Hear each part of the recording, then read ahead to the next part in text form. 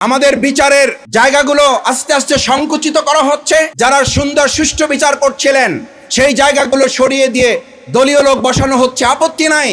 কিন্তু এই লোক বসানোর সাথে সাথে একের পর এক বিচারের নামে মামলায় যাদের এজাহারে নাম আছেন, হত্যা মামলার আসামি, তারা এই সরকার প্রতিষ্ঠিত হয়ে যাওয়ার পর কি করে 3 দিনের মাথায়, 4 দিনের মাথায়, 5 দিনের মাথায় তারা জামিন পেয়ে যায়। এটা রীতিমতো জুলাই শহীদদের প্রতি বিশ্বাসঘাতকতা ছাড়া আর কিছু হতে পারে না।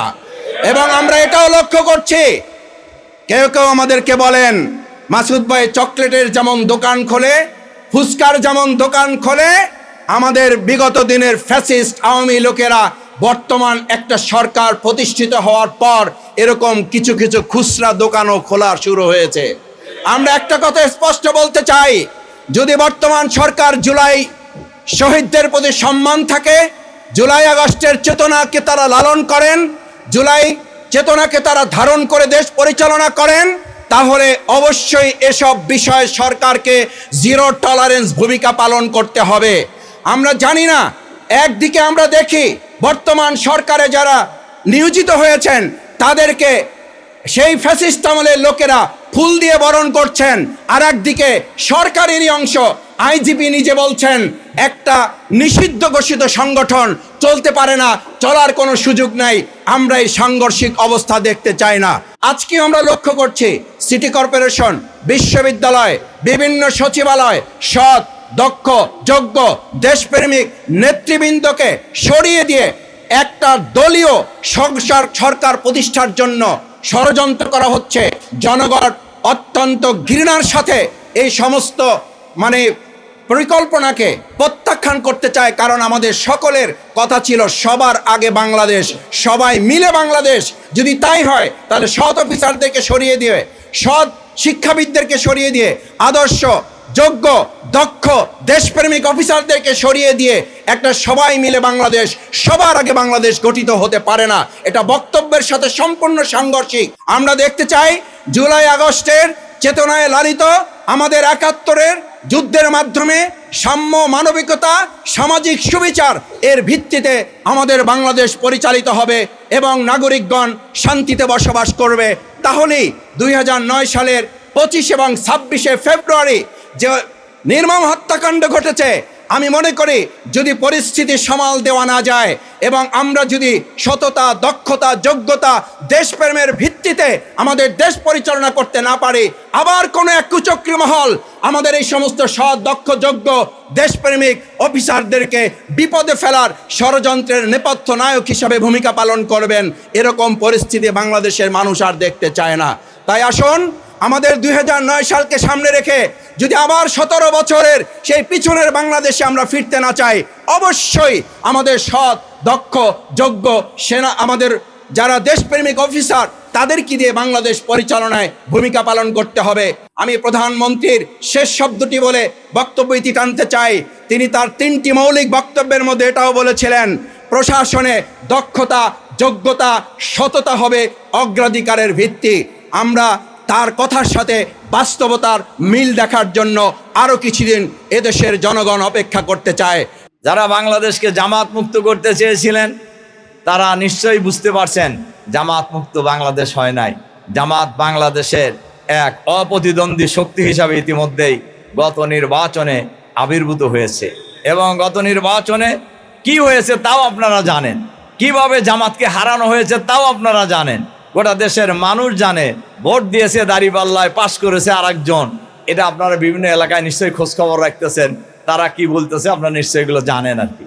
সম্মানিত সুধীমণ্ডলী, সাংবাদিক বন্ধুগণ, কোনো একটি আদর্শবাদী শক্তিকে কোনো দিন দমন নিপীড়ন চালিয়ে, হত্যাকাণ্ড চালিয়ে, ফাঁসি দিয়ে ঝুলিয়ে কোনো দিন আদর্শ ভিত্তিক কোনো দলকে দমন করা যায় না, নিশ্চিহ্ন করা যায় না।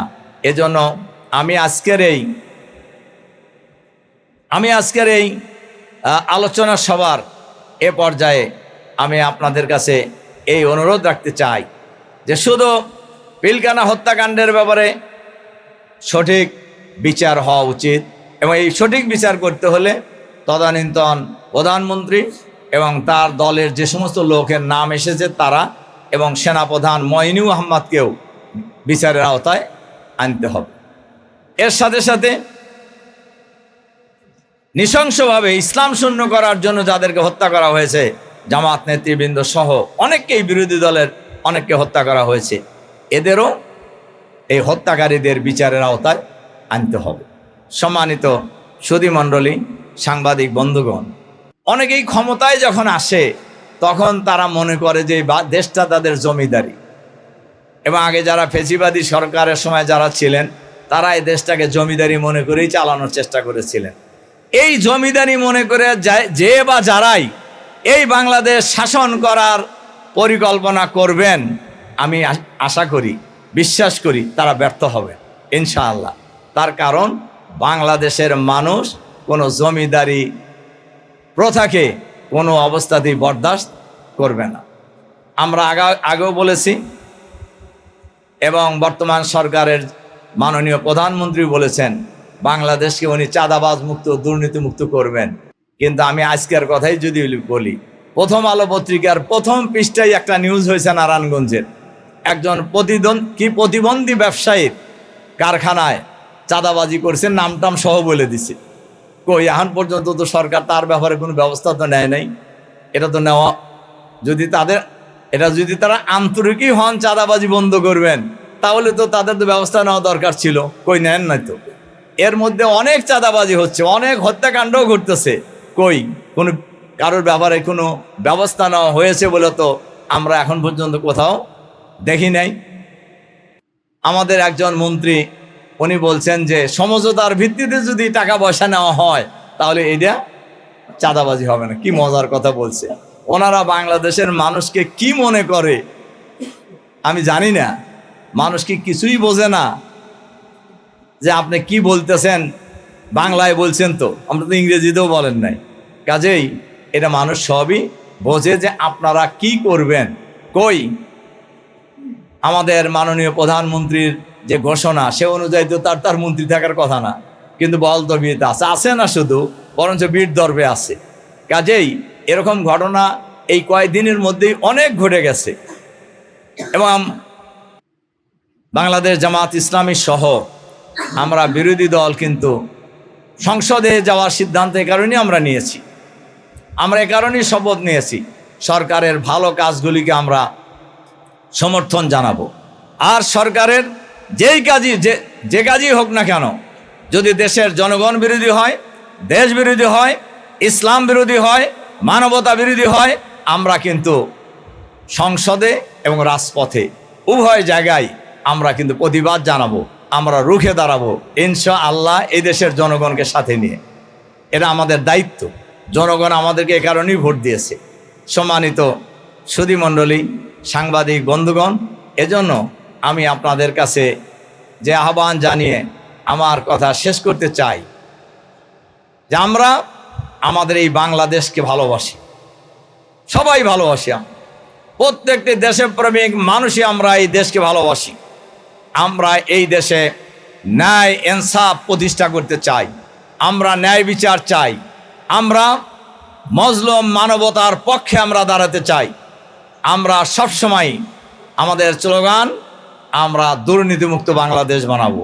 আমাদের স্লোগান আমরা এই বাংলাদেশকে চাঁদাবাজ মুক্ত, সন্ত্রাস মুক্ত বাংলাদেশ বানাবো। আমরা সেই বাংলাদেশ বানানোর ক্ষেত্রে অতীতেও আমরা দেখেছি সব জায়গায় দলীয়করণ করা হয়েছে। দলীয়করণ একটা বেদিতে পরিণত হয়েছিল আগে। আমরা নতুন সরকারকেও দেখছি সেই দলীয়করণ যেন ওখান থেকে প্রশিক্ষণ নিয়ে আরও কয়েক গুণ বৃদ্ধি করে তারা সেই কাজটি শুরু করেছেন। আমরা সবাইকে বলবো যে আসেন আমরা এই দেশটাকে সত্যিকারের দেশের নাগরিক যারা তাদেরকে নিয়েই আমরা ঐক্যবদ্ধ বাংলাদেশ গড়ে তোলার জন্য আমরা চেষ্টা করি। তার কারণ দলীয়করণ করে দলকানা হয়ে অতীতে কিন্তু কেউই ভালোভাবে দেশ চালাইতে পারেন নাই, ভালো করতেও পারেন নাই। এক পর্যায়ে তাদের সবাইকে বিদায় নিতে হয়েছে।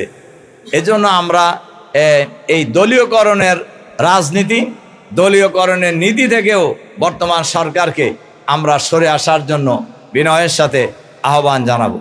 সম্মানিত সুধীমণ্ডলী, সম্মানিত সাংবাদিক বন্ধুগণ, কাজে আসুন, এই দেশ আমার, আপনার, আমাদের সবার, আমরা সবাই মিলেই এই দেশকে আগামী দিনে একটি সুন্দর, ন্যায়, ইনসাফপূর্ণ, আধুনিক, মানবিক বাংলাদেশ হিসাবে আমরা সবাই মিলে ঐক্যবদ্ধ বাংলাদেশ আমরা গড়ে তুলব ইনশাআল্লাহ। সেই প্রত্যয় ব্যক্ত করে আপনাদের প্রতি আবারও আন্তরিক সালাম এবং মোবারকবাদ জানিয়ে আপনাদের সুস্বাস্থ্য এবং সার্বিক মঙ্গল এবং কল্যাণ কামনা করে আমার বক্তব্য এখানে শেষ করছি। আল্লাহ হাফেজ।